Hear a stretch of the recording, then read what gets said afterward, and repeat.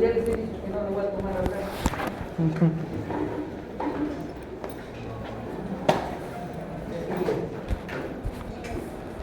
Bueno, a la próxima sí, práctica, caiga quien caiga, muera quien muera.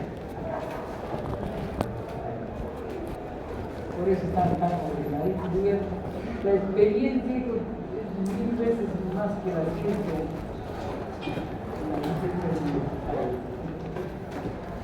¿Alguno hay aquí de provincia? ¿De dónde vienes? De Tumbes. De Tumbes. Pero estás en... Soy estudiante de intercambio.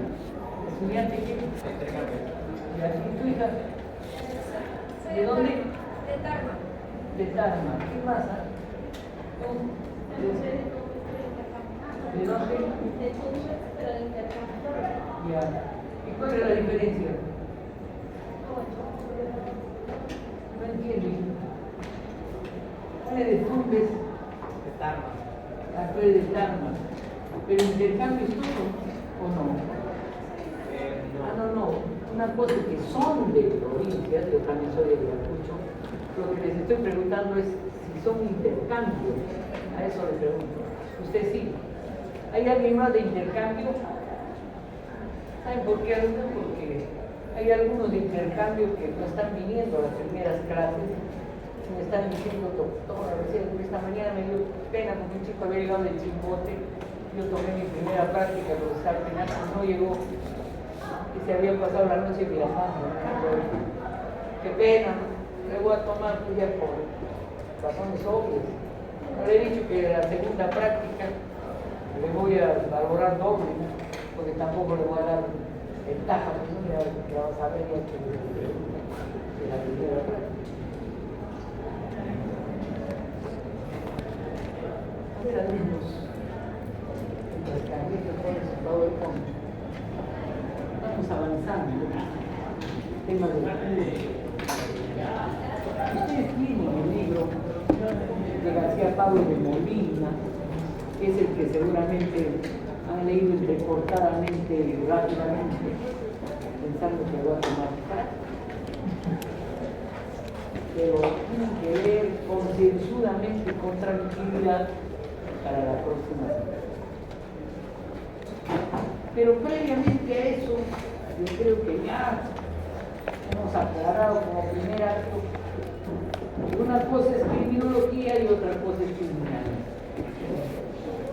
Ya todos lo sabemos, ¿sí o no? Alcen la mano los que no lo saben. Cuidado, porque hay ignorantes en el Congreso que sustentan su proyecto diciendo la criminalística prueba la necesidad. La criminalística es una disciplina que auxilia la teoría de la prueba, estudio de cadáveres, de huellas, de sangre, de esperma.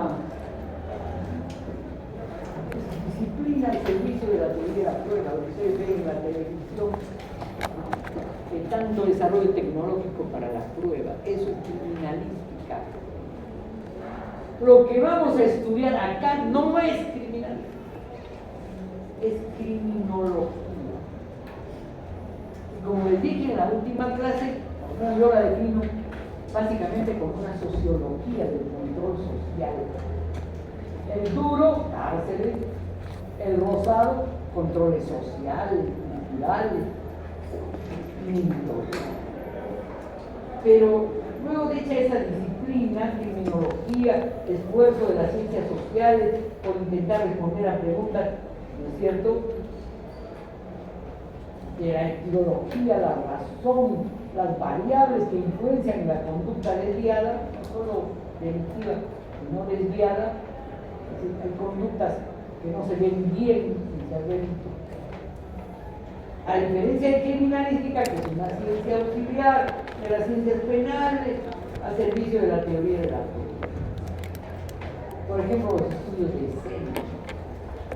¿Sabían ustedes que en una escena, cuando ven ustedes la película, ven que son en la cinta María? Y ahí no entra nadie.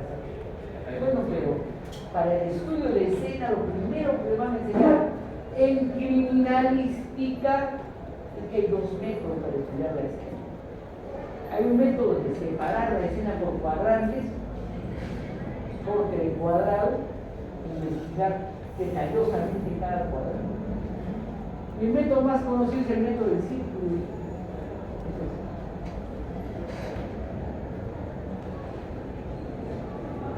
Eso hace el especialista, hacen círculo.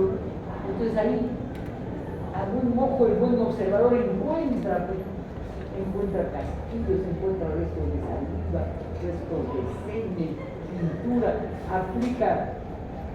¿Cuál es la sustancia que hace ver la sangre en una habitación supuestamente limpia? Lumino, para la próxima semana me lo averiguo.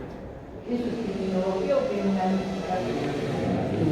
Claro, a la práctica le pongo y alguien se equivoca, ya afuera, ya no volví a todo el campo. Bueno, pero repasemos un poco, ¿cierto?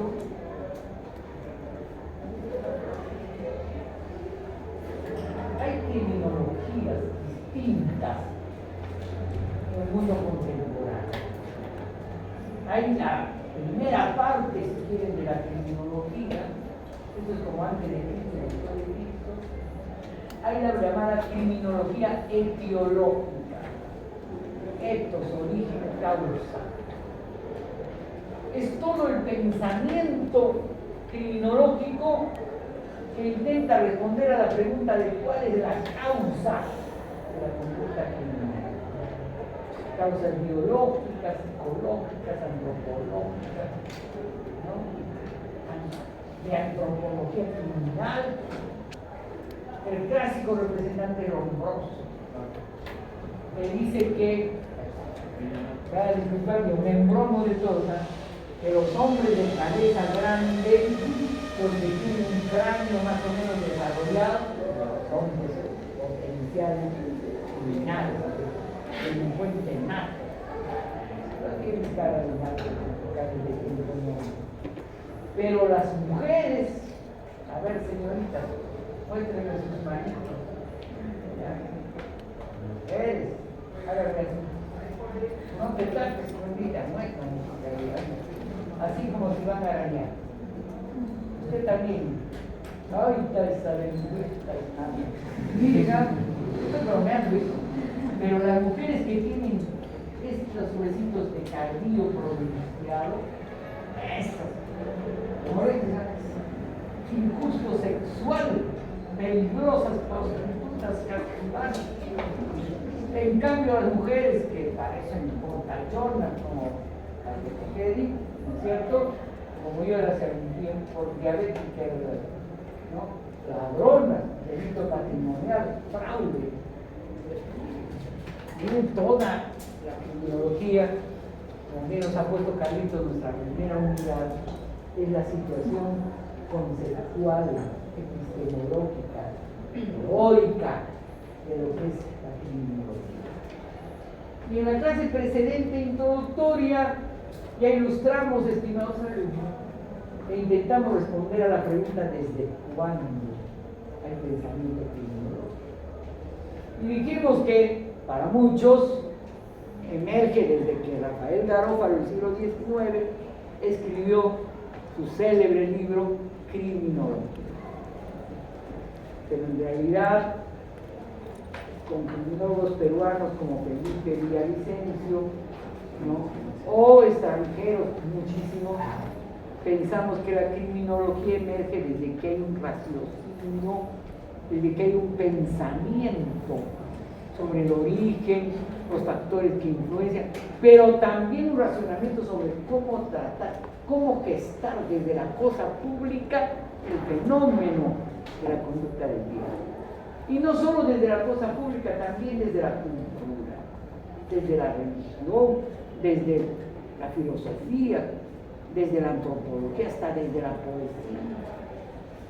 Eugenio Raúl Zaffaroni, cuando tiene un excelente manual de criminología, cuando nos intenta presentar el pensamiento criminológico positivista en América Latina, nos dice que el positivismo es de tal gravitación que hasta nos pinta, el positivismo europeo, ¿no? Nos pintaba a los diferentes, a los que no somos parte de la raza judeocristiana, de la raza llamada civilizada, a los que, según esa visión decimonónica, éramos parte de los pueblos primitivos y salvajes, de Asia, África y América Latina, que hasta en las pinturas los aborígenes son feos, las mujeres son horribles, las bellas son blancas, casi hermosas. ¿Qué va a haber una bella como esta con pelo largo, pigmeos de América Latina? ¿No es cierto? Entonces, hasta hay una estética que se expresa culturalmente como parte de determinado punto de pensamiento criminológico. Pero le decía que estamos ante la criminología etiológica. Métalo bien en su mollera, en su cabeza. Es la primera gran etapa del pensamiento criminológico, y esto me van a escuchar muchas veces, que tiene una principal característica, esa criminología etiológica. ¿Saben cuál es la principal característica? Para algo les he hecho la broma de los candillos de la cabeza, ¿no? Busca la causa de la conducta criminal en alguna característica del infractor o de la infractora. ¿Okay? La causa podrá ser física, antropológica, psicológica, cultural, pero está en el infractor. Ahí está, ahí. ¿No es cierto? No trasciende, ojo. En esta criminología teológica no encontramos solo los brotos, la ropa, los verdes. Vamos a encontrar Freud, el fundador del psicoanálisis. ¿No es cierto? O sea, que no nos perjuiciemos contra toda etiología. Y yo les dije más a mis años que si bien es un pensamiento reduccionista, el pensamiento criminológico etiológico, no deja de ser un ingrediente en el pastel más grande del raciocinio causal. No solo causal, del raciocinio sobre el delito y la conducta del delito. Por ejemplo, Juliana Yamoja, a ver quién se acuerda. ¿Quién se acuerda? Una chica, estudiante de Derecho de San Marcos, creo que sí, pero es estudiante de Derecho, hija de un vocal, era presidente de la Corte de Amazonas. ¿Tú te acuerdas? Me estás mirando con ojos de me acuerdo, pero no quiero hablar. ¿Es cierto? Acá se hay derecho de equivocarse, se puede, y se debe. Esta chica tenía bronca a su madre, que no era abogada, era de abajo. Y sobrevaloraba al padre, medio que valoraba a la madre. Pero como el padre estaba en provincia y todo, la mamá era el control de su vida. La chica tenía un enamorado y la mamá no le dejaba pues tanta libertad. Hubo una confrontación fuerte entre madre y hija, y ella le apuntaló cuántos cuchillazos que había. Pero eran más de 3 en la cuchilla. En la cuchillazo apagaron las luces y ta. En el proceso penal se defendieron buenos abogados. La madre murió, obviamente. Estuvo presa, le defendieron buenos abogados. Criterio de atenuación, confrontación, pericia psicológica, el es poeta, está en libertad. Pero ahí hay todo un raciocinio sobre cuál es la causa de la conducta de esta chica que asesina pues de su madre. Y ahí hay todo tipo de explicaciones, ¿no? Frivolidad, banalidad, violencia, influencia, coautoría con su enamorado, afán de apropiarse de las joyas de la madre, rebeldía juvenil, maltrato de la madre, complejo de Edipo, múltiples explicaciones. Y también hay un balance crítico del proceso penal. Estuvo bien, estuvo mal, esa chica debe ser detenida o no, su seno me dice que sí, ¿no es cierto? La criminología no es una ciencia difusa, ayuda a reflexionar sobre la naturaleza implícita de las motivaciones etiológicas criminal. Sin embargo, se pondrá a entender el caso de Amoca solo como una maldad de Juliana de Amoca. No, habrá que ver otras variables si hay otras vulnerabilidades. Esa no era una chica pobre, entonces no podemos hablar de razones de contexto, de vulnerabilidad, de pobreza, no. Pero sí de repente de escaso soporte familiar, ¿no es cierto? De escaso diálogo, de escasa referencia comunitaria, de única referencia sobrevalorada con su pareja, de escasa educación sexual y sentimental, de escaso apego con la madre. Casi normal pues el apego que todos los seres humanos tienen con la madre, el padre. Hasta luego por el positivista escribe y lo van a leer ustedes, que hasta los animales protegen a sus crías, ¿no? Y hasta las crías quieren a quienes los cuidan, ¿no? Ay, sí lo sabré yo. Yo crío un perrito chihuahua que es como Nicolás, lo quiero mucho. Es un perrito, es un pin desgraciado, sabe cómo manipular a los dueños. Es toda una felicidad para una vieja como yo y para un viejo como yo. Cuando mi marido se duerme así con la boca abierta, Balín se duerme encima de su pecho con la boca abierta. Ya les he sacado innumerables fotografías. Y mi marido, que a mí no me trata con esa ternura, me diga cómo le hago. Es que quiso, chiquito, peticito, Balincito, perrito lindo, que es este perro. Oye, te voy a grabar para que vean que tan cariñoso eres con Balín. Voy a hacer la competencia por el afecto. No leo. Pero voy a lo que estábamos hablando. La primera etapa del raciocinio criminológico tiene que ver con un raciocinio causal sobre el origen del delito. Pero ese raciocinio causal está básicamente centrado en el infractor o infractora. ¿Okay? No está centrado en el contexto, en el entorno, en la historia, en una explicación teórica, filosófica, contextual, ¿no es cierto?, de las razones que pudieran estar a la base de ese concepto. Veámoslo, ¿qué otras razones habrían, por ejemplo, aparte de que esta chica era una chica pues engreída, competitiva, mala, que no quería a su madre, una desgraciada, aparentemente? ¿Qué otras vulnerabilidades podrían haber? Por ejemplo, el neocausalismo, que es un fruto ya del siglo XIX, no del siglo XX, nos habla de otros causalismos, como por ejemplo, ¿saben qué? El patriarcado o el matriarcado. Aquí mando yo, porque aquí mando yo, digo sí, pues. Donde yo mando, pues. El feminicida, cuando mata con garra, ya de bolsillo. Pero inmediatamente después de que mata, generalmente el feminicida, después de su catarsis de matar, se pone a llorar, se desespera, ¿no es cierto? ¿Por qué? Porque esta lógica, ¿no? Esta es mi mujer,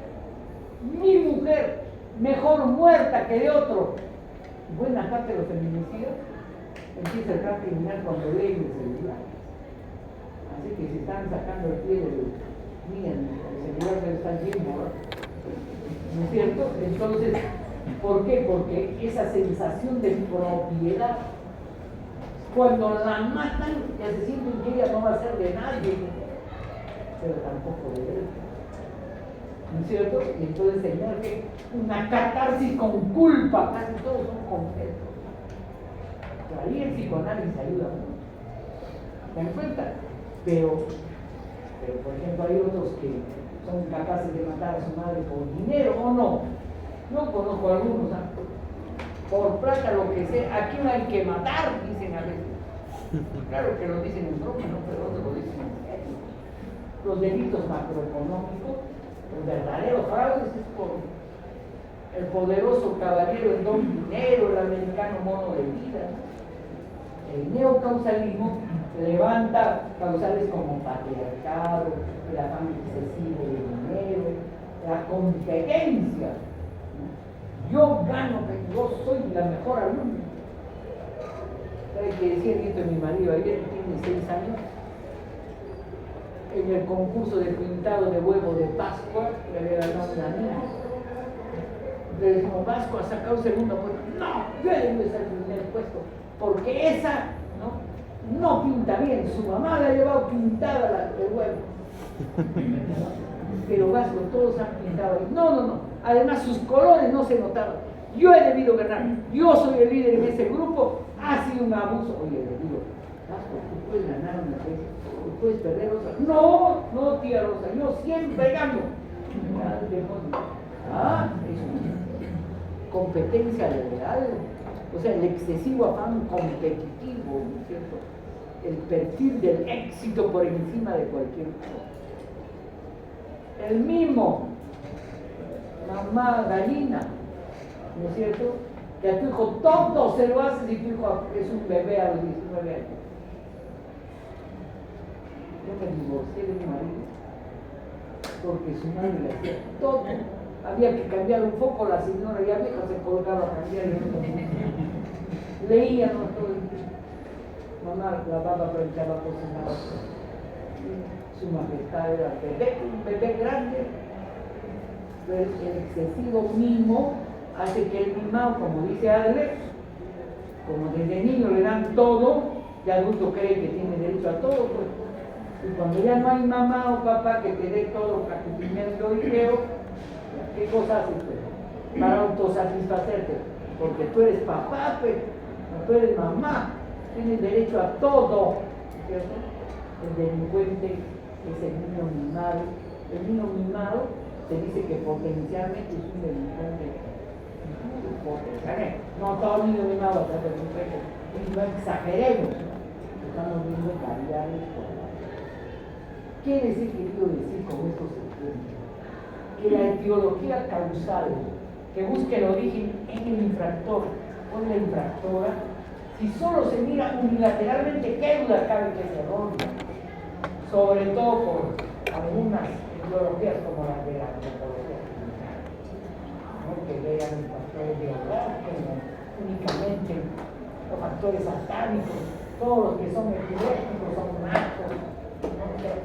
O los del cráneo determinado peso, o los que se parecen a los chimpancés, por influencia de la teoría de la evolución de Darwin. Eso ha sido cuestionado. No puede evitar que, por ejemplo, tomemos en cuenta algunas variables anatómicas, como por ejemplo en qué sector del cerebro está la sensibilidad o la memoria, ¿no es cierto? Pero por eso les digo, no es tan blanco y negro, pero es una prehistoria la criminología etiológico-causal en la orientación de las interpretaciones absolutamente unilaterales, centradas solo en la persona del infractor o infractora, y no en el contexto, en la historia, en la cultura, en la relación con los padres, en la familia, en el contexto societal, ¿no es cierto?, donde se crea de la dañosidad social. No lo adviertan que no hablo del delito, hablo de conducta desviada, de la dañosidad social, de conducta no convencional. ¿Por qué, hijo? Porque no solamente es preocupación de la criminología del delito, como ustedes ya lo han leído seguramente en García Pablo, los más serbinos, sino también, no solo el control duro, los que están en Canadá, o sea, que la caña de este bromeando, sino el control rosado, o sea, cómo te controlan determinadas formas de conducta, ¿no es cierto? Cómo interactúan para definir la abierta, el fenómeno cultural, el negocio. Y entonces hay la criminología etiológica,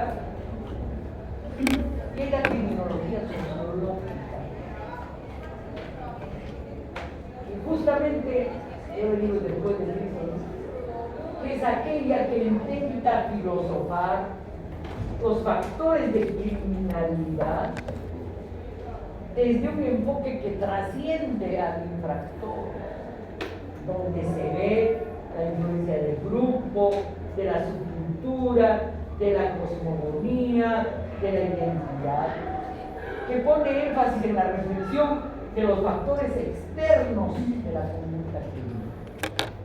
¿Por qué hay factores externos o no hay? Entonces, ese enfoque implica que el Estado tiene una corresponsabilidad en materias intervenidas. Por ejemplo, en la gran criminalidad de bagatela, en la gran cantidad de rateritos. Víctor Bravo decía bien, el profesor de que si se juzgaba un primario de esos rateritos jovenzuelos, debería estar a un lado el fiscal, a otro lado el abogado, y junto con el imputado debería estar un representante del Estado. ¿Saben por qué? Para de alguna manera corresponsabilizar de toda la historia de ausencia de política social, de cultura, de educación, de comida, ¿no?, que está a la base, ¿no?, de la conducta primaria de naturaleza patológica. ¿Alguna vez han escuchado hablar de Canevo, estimado? Hay un célebre texto de Beto Urquiza que se han visto hace años en el comercio, que se llama Te la debo, Canevo. Y es que él era amigo de Canevo. Y encontré, Carlitos, un buen artículo de Beto que se llama Te la debo, Canevo. Y en ese Te la debo, Canevo, lo que cuenta es, Canevo le cuenta, y ahí se ve cómo Canevo fue abandonado por su padre, lo dejó a su madre tuvo otros hijos, lo dejó a su abuela, que vendía comida en la parada. Y como Canevo a los 3 años estaba en la parada en su media lengua, su abuela le mandaba comida para que lleve a otros, que reparta comida.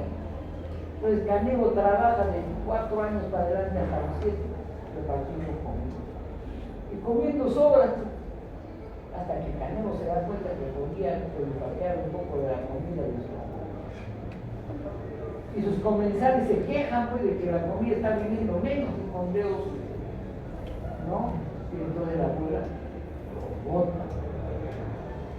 Desde esos tiempos Canevo se vuelve un vagabundo, un ratero, ¿no?, para sobrevivir. Y cuenta terribles cosas, hijos, ahí les va alguna. Cuando tenía, creo que 9 o 10 años, rateros ya grandes, ahí en el campo de Marte, que no era como ahora que tiene rejas o que era abierto, lo obligan a una iniciación sexual violenta. Así que tú eres chibolito con 10 años, ¿te imaginas? Cualquiera de ustedes, digamos, 10 años viviendo así, de comer en el drugo, y los adultos te compran como una mascota, ¿no? Y te llevan al campo de Marte. Y ahí llevan prostitutas, varias, y tienen relaciones con él, el chiquillo miraba. Y uno la agarra del cuello y dice, a ver, tú si eres hombre o no eres hombre, a ver, ¿se te para o no se te para? El chiquillo se puso a temblar. A ver, no quiero, se puso a llorar. Y así, a la fuerza, le hicieron que haga una cópula anal con una prostituta. Entonces, esa iniciación sexual fue tremendamente traumática. ¿Y saben qué logró? Que Canevo tuviera una lógica de que sexo es violencia. Canevo robaba todo, ¿no? Podía tener las mujeres que quisiera porque tenía plata, pero él pagaba a aquella puta que le permitiera penetraciones violentas, porque si no, no había sexo para él. El trauma arraigado, internalizado desde la iniciación sexual temprana. El Canevo generalmente era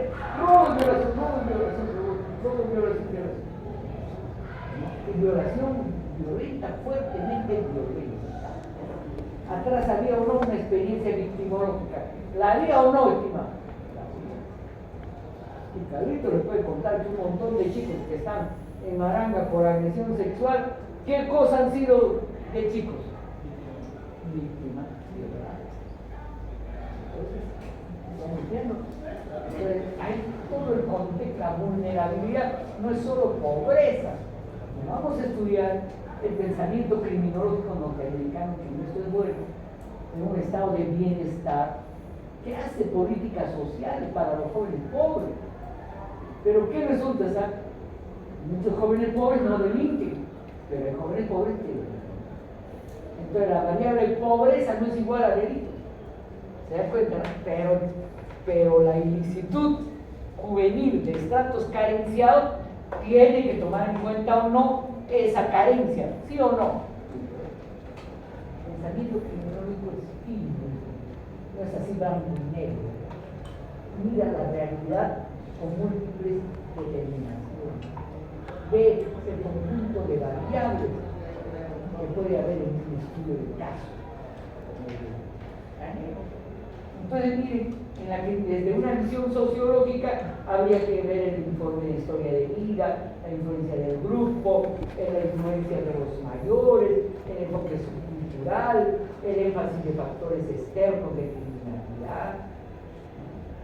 Y por eso el enfoque contemporáneo de la criminología moderna es un enfoque que intenta hacer un encuentro entre las tesis etiológicas más responsables y las tesis sociológicas. ¿No es cierto? Una tercera vía para que me entiendan ustedes en términos políticos. Pero no de toda ideología, no de esas ideologías tradicionalistas. Pues vamos a ver cuando le hagan Garófalo como el fascismo de la gran cosa. Pero sí hay ideologías razonables, como las que he sacado de la tarde. Competencia, patriarcado, sexismo, afán desesperado por el dinero, ¿no es cierto?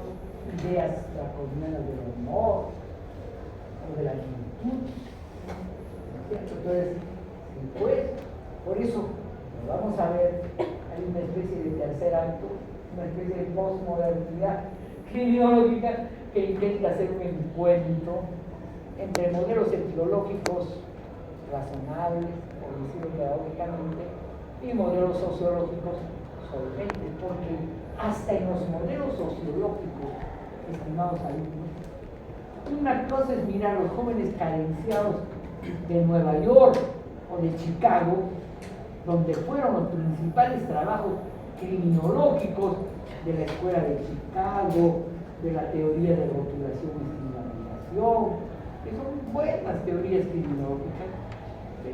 Entonces, mira, la asociación de Timba en Ayacucho, por ejemplo, para trabajar a los jóvenes de la guerra, a los que Sendero politizaban con bicicletas con carabina conmigo. Entonces, se pueden mirar las teorías de afuera, pero hay que mirarlas con el realismo de adentro, ¿no es cierto? Porque el pensamiento criminológico no es calco ni copia, es una ayuda. Así como la historia basada, ¿sabe qué dice? ¿Para qué estudiamos historia? Dice Basada. Por morboseo, para ser cultos, buenos historiadores. Naranja, ¿a ti te gusta la criminología? ¿Saben para qué estudiamos la historia? Para que el pasado nos nutra, pues, para el presente. O sea, esa es la utilidad en realidad del estudio histórico, ¿no? No es solamente la ilustración nociológica, ¿no?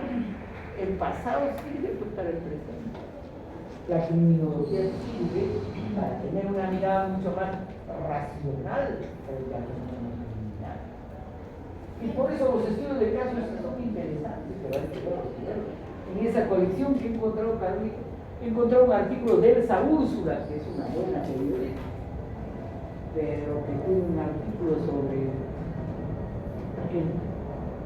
que era un hijo de campesinos que se volvió el vigilante del señor banquero. El banquero era un dueño de bancos, una persona con mucho dinero, que fue asesinado en su casa de campo en la carretera central. Y sin embargo, la forma como describe Sí lo asesinó, un delito de sangre, pero describe que dice que Vilca, que era el asesino, que era un joven de extracción andina, dice que lanzaba alrededor del cadáver, así, levantando el cuchillo como si fuera así un zulu en mala versión guinea africana de los asesinos de sangre, ¿no es cierto? Pues eso, con eso quería vengarse. Me encargó a buenos periodistas a hacer casos. Y como, por ejemplo, redactan el asesinato del chico Basombrío, no sé si alguno tiene acá un Clímaco Basombrío, es un chiquillo que la mató a la trabajadora del hogar. Pero ¿cómo describen al Clímaco Basombrío? Bonito, ¿eh?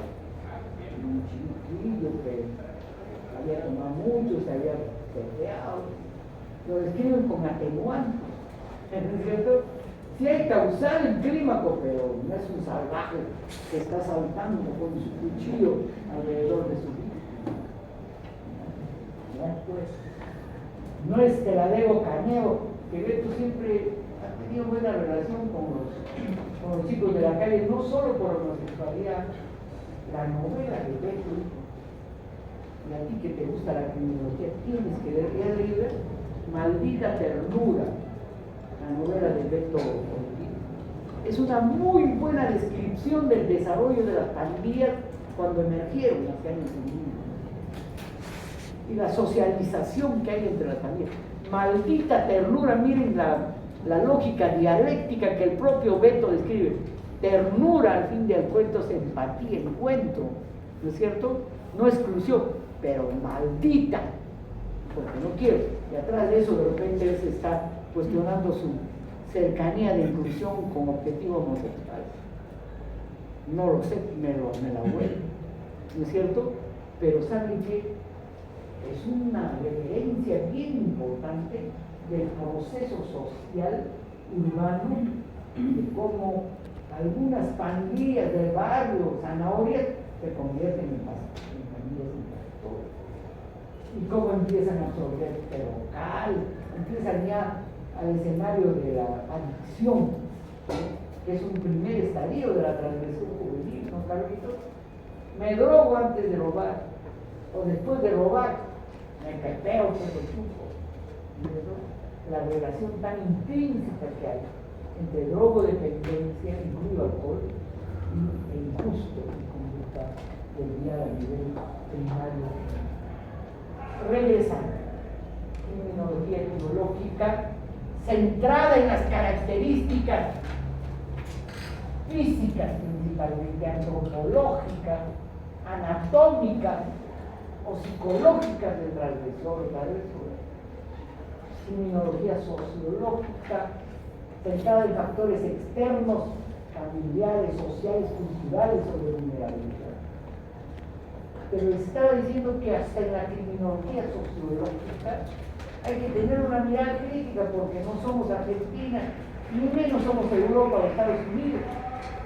Y las tendencias buenas del pensamiento criminológico del siglo XX mayoritariamente son norteamericanas, ¿no? Por ejemplo, las teorías de la asociación delictiva, del etiquetamiento, de la escuela de Chicago, son buenas teorías. Por ejemplo, ya, un caramelo. La escuela de Chicago nos habla de las zonas de inconducta que llama las delinquent areas. ¿Qué cosas son delinquent areas? A ver, pero me van a contestar, no se hagan los que no saben. ¿Dónde se vende droga en Lima? A ver, un punto para el valiente que me conteste. En cualquier lugar. ¿Perdón? Coyique. ¿Qué parte de Coyique? Ahí se va a notar tú. ¿Ah? ¿Dónde? Mogrovejo. Ya, San Juan del Urigancho, tú. En cualquier discoteca a altas horas de la noche. Mira, todo lo que gano. Pero por ejemplo, la playa de la Chila, seguro. En Breña había antes la calle de Restauración. No me va a parecer que estoy marketeando la venta de la noche. En algunas zonas, áreas potenciales de conducta, pues, hasta algunos comisarios corruptos, ¿sabes? Que están bien amarrados con los vendedores, ¿sí o no? Claro que sí. No, es obvio, entonces, delincuencia. ¿Qué cosa se hace en el Callao, en algunas cuadras del Callao? ¿Ah? ¿Quién sabe dónde hay prostitución fija en el Callao? ¿Dónde? ¿Ah? No sabe. Bien zanahorias son.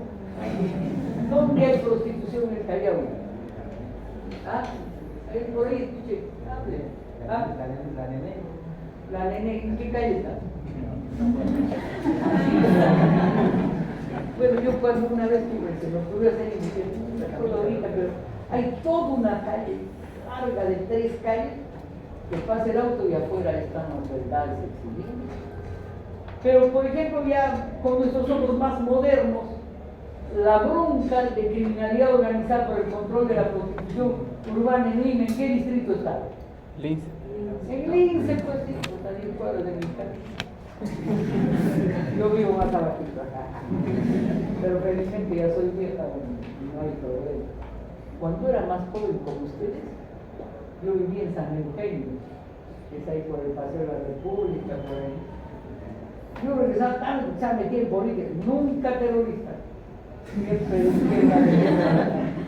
Pero llegaba tarde, pues, y a veces cuando estaba cruzando, ahí me ofrecían, ¿no? Y mi hermana se reía, estamos perdiendo plata, creo. Claro, ¿saben por qué era?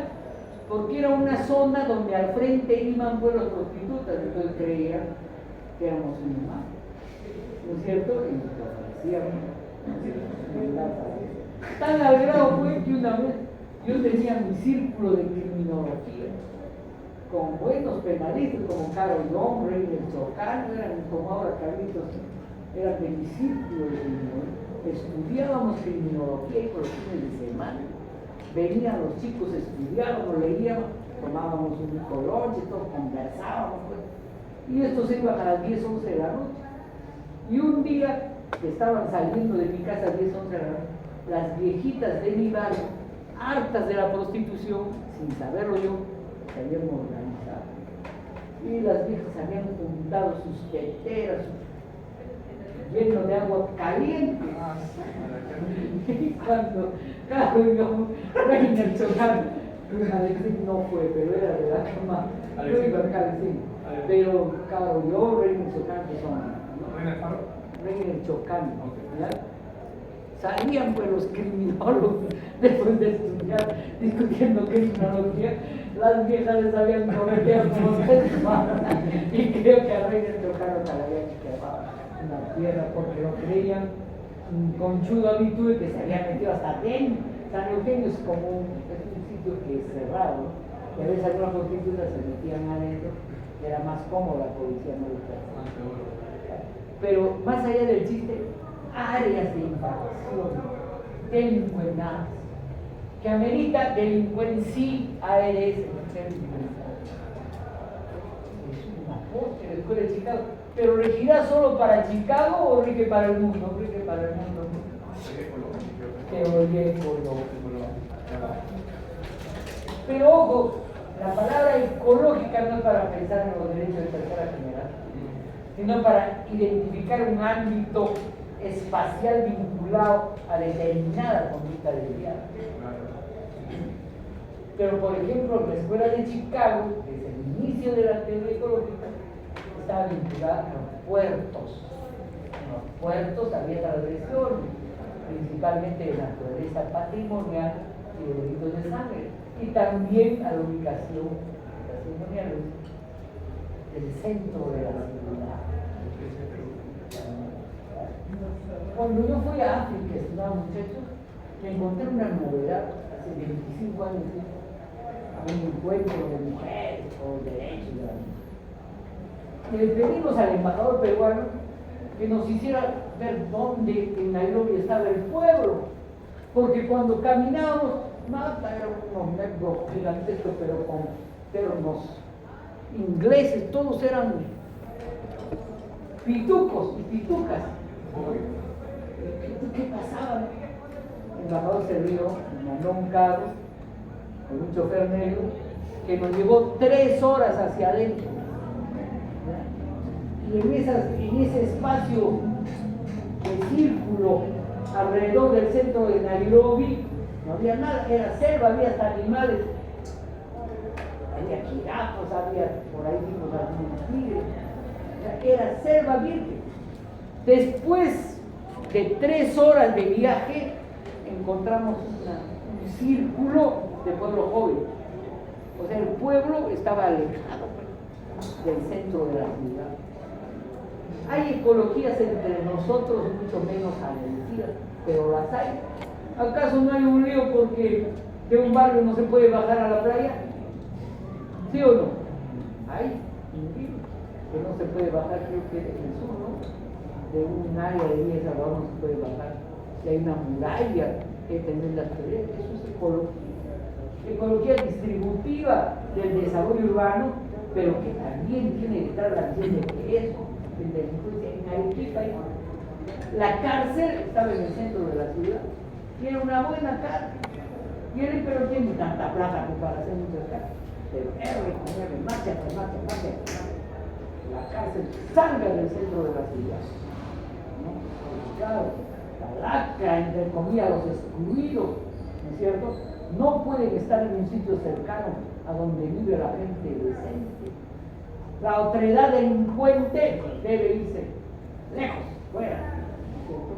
Y ahora que somos todos contra los delincuentes, peor aún, ecología urbana. Eso es ecología urbana, pero desde una visión tradicionalista de política pública. Regresando a nuestra casa, vertientes ideológicas individuales, ¿no es cierto? Vertientes sociológicas extraindividuales, vertientes que cohesionan ambas variables, pero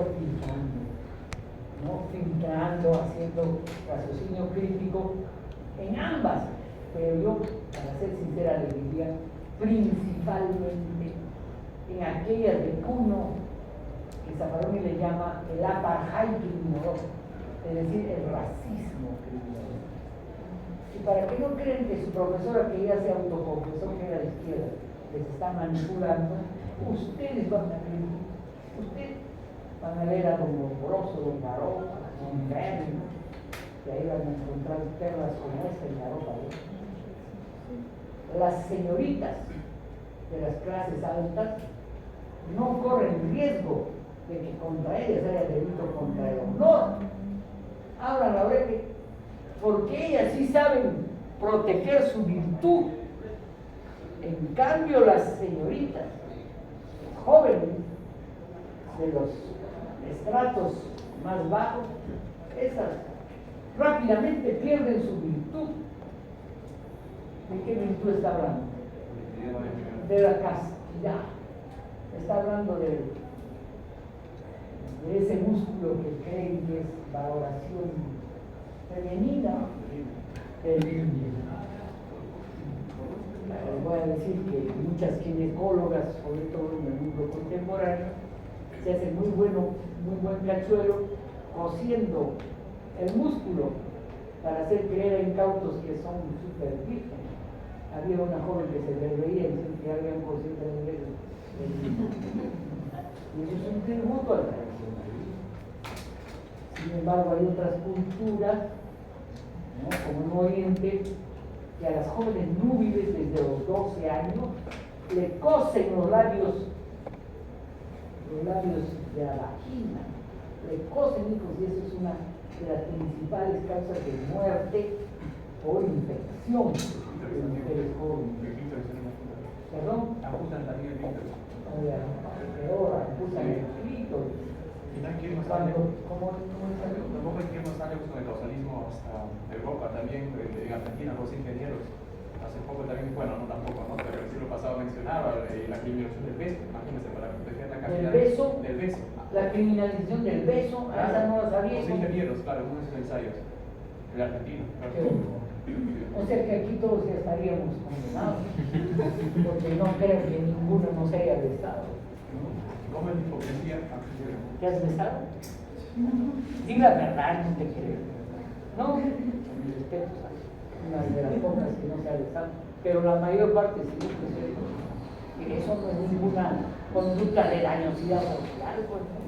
Pero te habrás besado con tu mamá, con tus tíos, con tus maridos. ¿Ah? Bueno, ¿tu mamá no era qué? ¿No era afectuosa? Ay, qué fino. Bueno, pero en fin, ¿no? La criminalización del beso es una irracionalidad o no.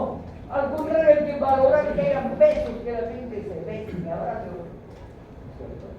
Es un síntoma de incluso de asertividad, de generación de endorfina, de interacción médica. Pero regresemos a nuestro tema. Entonces,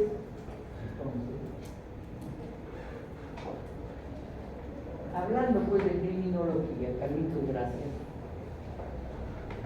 Ahí tenemos definiciones de criminología, con énfasis en sus características. Primero, es una ciencia empírica, no es un abstraccionismo, ¿no es cierto?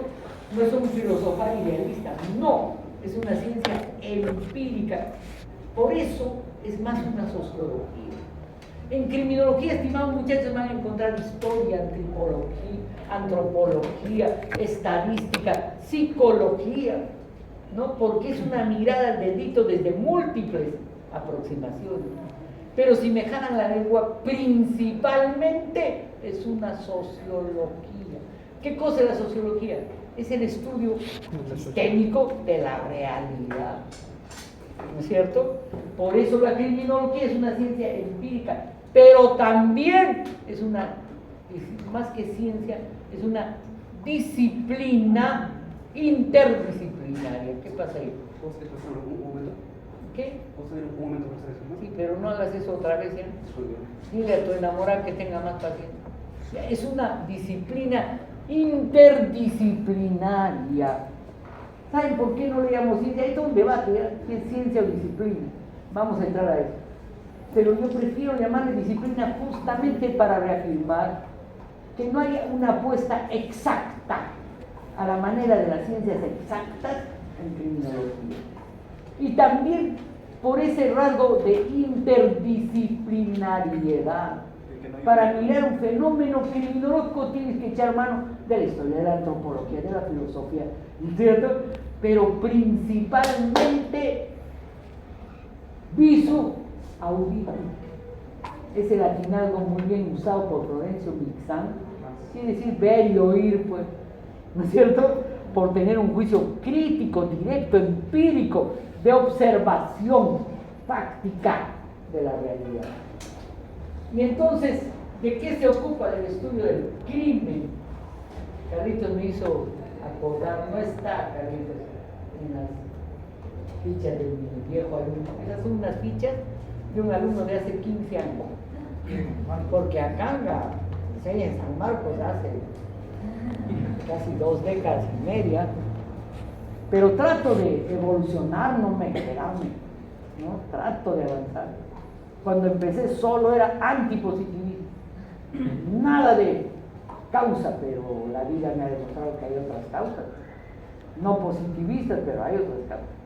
Pero en fin, hijos, estudio del crimen. ¿Por qué lo cito a Carlito? Porque me hace acordar que cuando era mi alumna, sus ojitos se le abrieron cuando hablé del crimen, que provenía de un vocablo griego, era crimere, que alude al hecho de sangre, al delito de sangre, crimere, ¿no es cierto?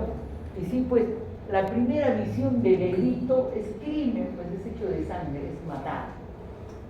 Justo estaba para la historia del derecho, para la ciencia política que estoy enseñando, estaba recordando el código babilónico, pues. ¿Cuál es la norma central del código babilónico? Ah, ojo, diente, diente. Pero en el artículo, se lo voy a traer ya, el artículo directo del código, que no es así, su traducción es más bonita. pero en la práctica es ojo por ojo, gente por gente. Pero después, años post de esa cultura, no estoy hablando de la Babilonia de Roma, estoy hablando de la Babilonia de la sociedad antigua, ¿no? Originaria. Entonces, años después de la cultura babilónica del código taliónico, emerge la cultura que se llama de los hititas. Y los hititas tienen un pensamiento más humanista. Nada de, ojo, ¿por qué te voy a quitar? No te voy a quitar el movimiento, no te voy a hacer nada. No te voy a dar ojo por ojo, no. A la primera, exhortación. A la segunda, látigo. Igual que en la cultura indígena. A la tercera, ¿qué? A la tercera, ¿qué? Expulsión de la comunidad, ¿no? O expropiación del patrimonio. Ahí en los hititas empiezan los orígenes de las penas patrimoniales, ¿no? De la institución que le puedo hacer histórica, de las penas sobre el cuerpo a las penas sobre el patrimonio, sobre el bolsillo. Y como por ejemplo el joven transgresor no tenía patrimonio, lo pagaban sus padres, pagaban en cosechas, en tierra, ¿no? En dinero. Pero lejos que me quite todo lo que tengo, que me quite un ojo.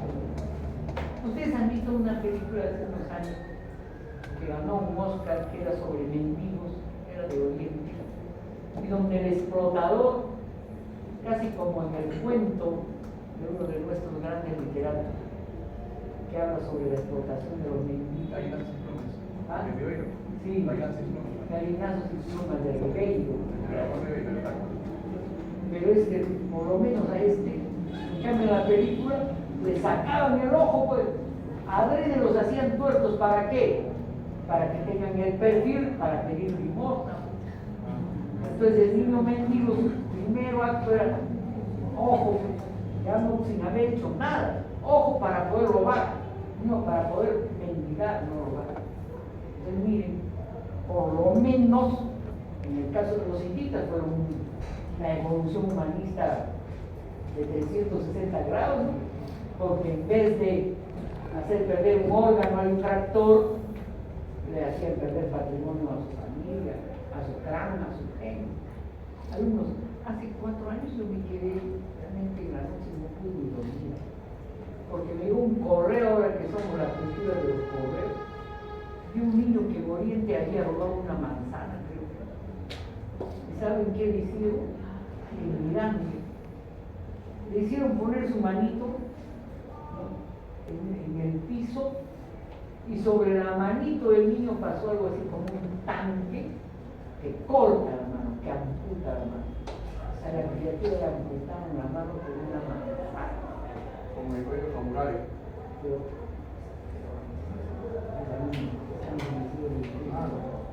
Entonces, bueno, pues, entonces por eso esa mirada del estudio del crimen incluye no solo a la persona del infractor, incluye pues al otro lado de la película, ¿a quién? Pues a la víctima, pues.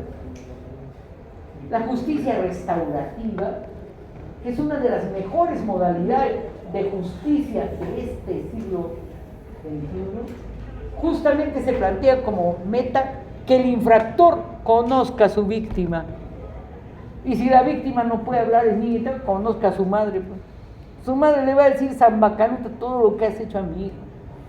Y el otro va a entender. A veces mandan, no tienen cara de dar la cara, y mandan una carta. O van a escuelas a dar charlas sobre lo que implica la conducta que cometieron. Yo he visto a un psicólogo en el centro juvenil de Arequipa que había sido un homicida y que ahora es el psicólogo de los jóvenes y que le cuenta a los jóvenes, yo maté y está mal esa conducta y maté por esto, por eso. Y si tú estás en eso, no debes matar, porque te va a costar, ¿no es cierto?, socializarte y hacer un proyecto de vida adecuado, cívico, ciudadano. Pues sí es posible la rectificación hasta de delitos graves. Sí. ¿Y qué diferencia habría en todo caso con una posible revictimización? Una posible Revictimización. Victimización. Claro, por supuesto. Hay victimización primaria, secundaria y terciaria. Pero Como sería sabemos, el encontrar al agresor con la víctima no es revictimizarlo también. depende, pues, depende. Porque, por ejemplo, a una menor de edad sí le victimiza. Pero, por ejemplo, en delitos patrimoniales, ¿no es cierto? En delitos de hurto, en otros, en secuestros, ¿no? En delitos económicos, tal vez en delitos sexuales no, pero depende. Porque, por ejemplo, a veces en algunos delitos sexuales, tal vez, sobre todo de niñas, muy niñas, que no entienden lo que les ha pasado, esas audiencias de justicia restaurativa no son con ellas, sino con su madre. Allá va. Una vez estaba Emanuela Ramos, que es uno de los hijos por los que yo caminaba, es una ONG feminista. Cuando yo era abogada recién salida, abogadita feminista, trabajaba duro Emanuela Ramos, que alguien te pega de música, bla, bla, bla. Una vez vino al grupo de abogadas de Manuela, que éramos gentes como Violeta Bermúdez, la que fue premier del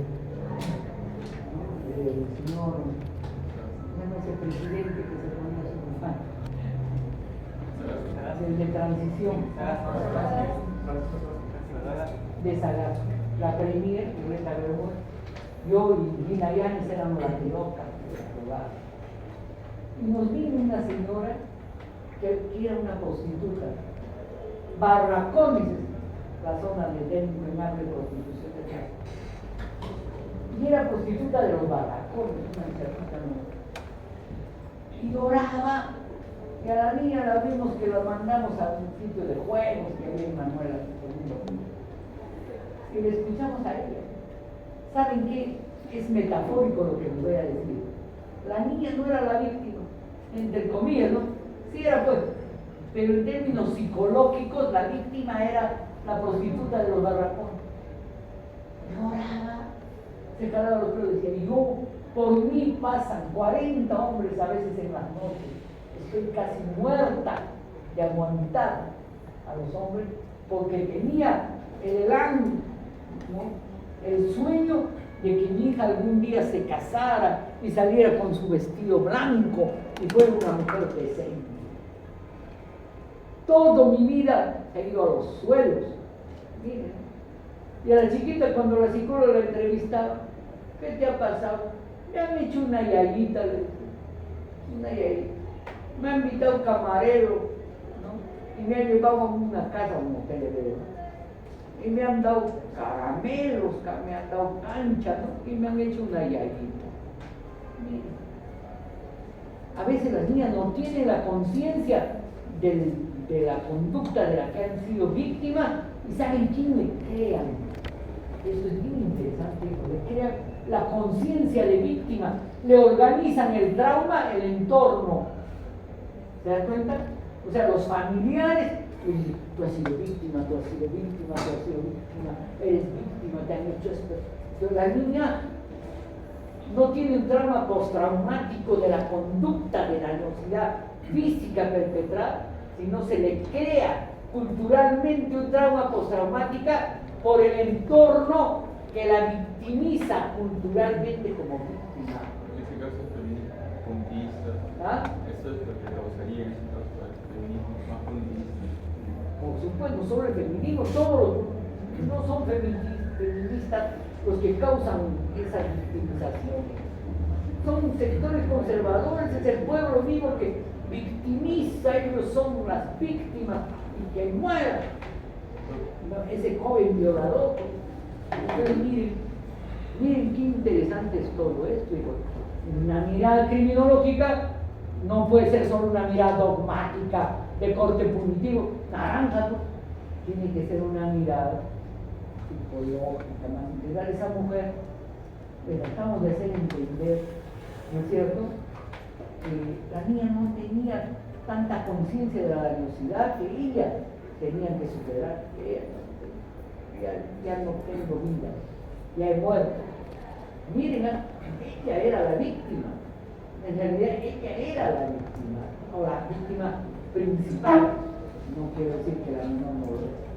Entonces, bueno, la víctima y el control social del comportamiento delictivo. Y esto sí tiene elementos de la ciencia jurídico-penal. ¿Cuál es el control social o la reacción social, como dirían los teóricos del etiquetamiento, más evidente? La policía, los jueces y el sistema penitenciario. Ese es el control social llamado duro, ¿no? Cómo la sociedad reacciona frente a una potencial conducta delictiva. Pero el control social, como ya notábamos antes, implica también el control social rosado. Hace años en el Código Penal, el anterior era del 24, estaba criminalizado el adulterio. El adúltero era criminalizado. Ahora no, ahora es un supuesto de hecho de divorcio por causal. Pero ahora más fácil, aparte de estar legal causal, pasa al notario en 6 meses de divorcio. Porque las posiciones más avanzadas en materia de divorcio han optado pues, por una tercera vía también ahí, que se llama el divorcio unilateral. Yo me casé porque me dio la gana, ejercité la autonomía y la voluntad, me divorcio también, no unilateralmente, sin depender de que la señora o el señor me quiera dar o no el divorcio por venganza. Yo sí he visto múltiples casos de que no te doy el divorcio, no te doy. Tengo otra familia, otros hijos, pero a ti no te doy. Es un acto de vindicta, ¿no es cierto? Y bueno, pues el divorcio, hay el causal, ¿no? O hay también el divorcio victimológico, una mujer que ha sido víctima abandonada, es otra causal. Pero el divorcio era una conducta delictiva, perdón, el adulterio. Y la mujer divorciada, hablemos de control social rosado, era mal vista por la divorciada, la que su marido abandona era mal vista.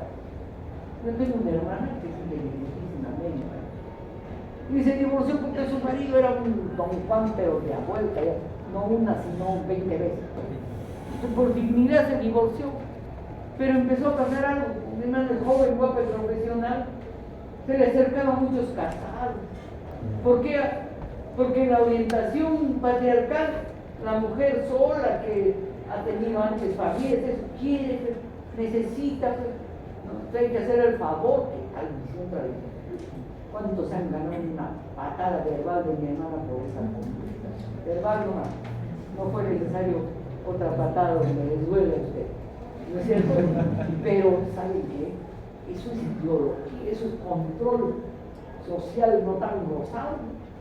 Eso es pensar que la mujer sola no puede vivir. Sí puede vivir. Un control social informal. ¿Ah? Un control social Informal. Por ejemplo, esa idea de que las mujeres lesbianas no deben adoptar niños. Porque ese niño va a crecer homosexual. Mentira. Yo conozco varias parejas lesbianas que tienen hijos heterosexuales, hijos profesionales. O peor, el homosexual, que es discriminado. Vamos a ir terminando la clase, citándoles un artículo del Fuero Juigo Visigodo, que fue la primera norma escrita en nuestra tradición jurídica romana canónica en España, antes de las partidas. ¿Saben qué dice el Fuero Juigo Visigodo? Para que vayan pensando y se ríen, ¿no? Aquel hombre que se atreviere a ahuyentarse, es decir, a copular con otro hombre, córtesele, ya saben qué, y a la pila. Qué terrible. Y la mujer libre que se ahuyentaba con un siervo, tenía que tener dos opciones: o se iba a ser sierva del señor del siervo con el que copulaba, o tenía que separarse del siervo. Qué terrible drama para la mujer enamorada en el lugar, ¿no? Si amabas, tenías que volverte sierva, ya perder tu libertad. Y si no, tenías que olvidarte del siervo y perder tu amo. Miren, en la Edad Media, le vamos a hablar cuando trabajemos algo de Inquisición, es tremendamente anti-humana, tremendamente anti-humana. Las brujas, oh Dios mío, las que comen cerdos, malios manifestados. A Carlitos tiene citas de malios, tenemos. ¿Ah? Hasta ahora a las mujeres que se lo dicen, aquelarre, riesgo, peligro. Y hay varias ediciones de este Mario Magnificado que tiene hasta gráficos e imágenes que tenía el propio libro que explicaba varios detalles. Este es su amigo Carlitos. A Carlitos le encantan esas cosas. El Mario es palabra mayor. Y Carlitos tiene hasta figuras de cómo la Inquisición torturaba. De ahí las chicas no van a, los chicos aquí no van a dormir, pero es bueno saberlo. Que caiga no surge de los cielos, que caiga surge de todo un pasado en que se aceptaba la tortura como un medio de poder. Pero bien, resumen de la clase de hoy: criminología etiológico-causal, criminología sociológica de las actores externos, criminología de integración de las vertientes del pensamiento criminológico, criminología del control social duro, criminología de la conducta desviada, no criminalizada, no incluida en el catálogo de delitos, criminología del control social. Criminología, disciplina principalmente sociológica, pero fundamentalmente interdisciplinaria. Mirada del fenómeno de la necesidad social desde múltiples vertientes. Buenas noches.